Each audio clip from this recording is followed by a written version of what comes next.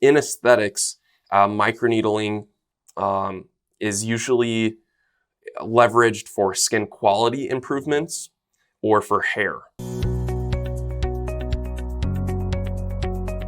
We definitely get the most questions on microneedling, both for the skin and for hair loss prevention. Many people know that I am a fan of microneedling as well. And depending on the depth of your skin, maybe you microneedle at a different length. Educate us a bit more about microneedling and some of its potential applications. Sure. I love microneedling. It's a fun fact that you probably didn't know this, but the very first, the third study that I ever worked on, I was a senior in undergrad, but it was the first, I think big study that I did, animal models and long-term, in situ monitoring. It was a microneedling study. And I'll never forget this. This is how I started researching hair regeneration, but I went to check on my rats, I think 14 days after a microneedling treatment, right? And this was in a wound healing context. And they had sprouted so much hair. I was shocked. I'm like, this is crazy. And we actually included it in our publication, just sort of, in the supporting information.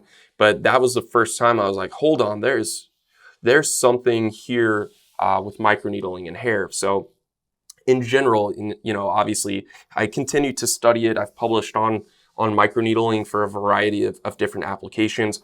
In aesthetics, microneedling is usually leveraged for skin quality improvements or for hair.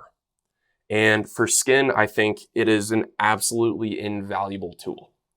And, you can have one at home, though I think derma rollers, it may be worth investing in a machined microneedle. Derma rollers, you run the risk of tearing your skin, which obviously is not favorable, but there's a few good things that happen when you microneedle. One, you cause mechanical damage to the skin. And, and once you puncture into it, obviously, you get a very small clot right away. It's usually, you don't run a huge risk of infection, though you should still be as sterile as possible. Don't reuse tips, sterilize everything that you can. But when you cause that damage, it is very angiogenic. And that means we're forming a lot of, new vasculature. This is going to deliver more oxygen, more nutrients to the skin, and the mechanical damage alone may also cause collagen synthesis.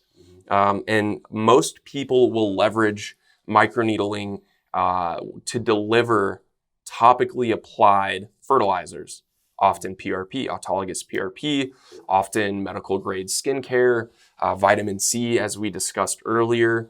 And essentially what that does, the skin does a very, very good job of keeping things out of it. That is its job. And so microneedling, essentially will create some channels to sort of deliver, the payloads, as we call them in research, across the skin. The caveat to that is you have size exclusion principles. And to my knowledge, there has never been any publication showing you could deliver microspheres across the skin.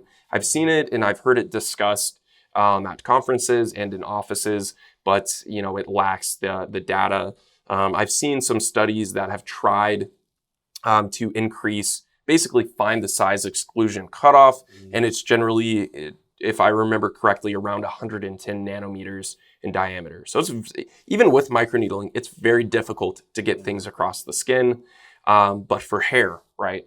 So we have to pivot to the hair.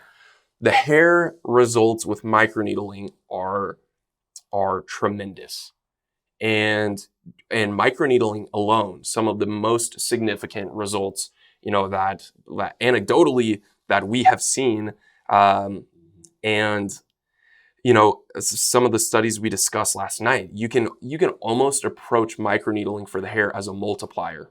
It is a force multiplier. It's a multiplier. If you plant a seed, you have to dig a hole. Absolutely.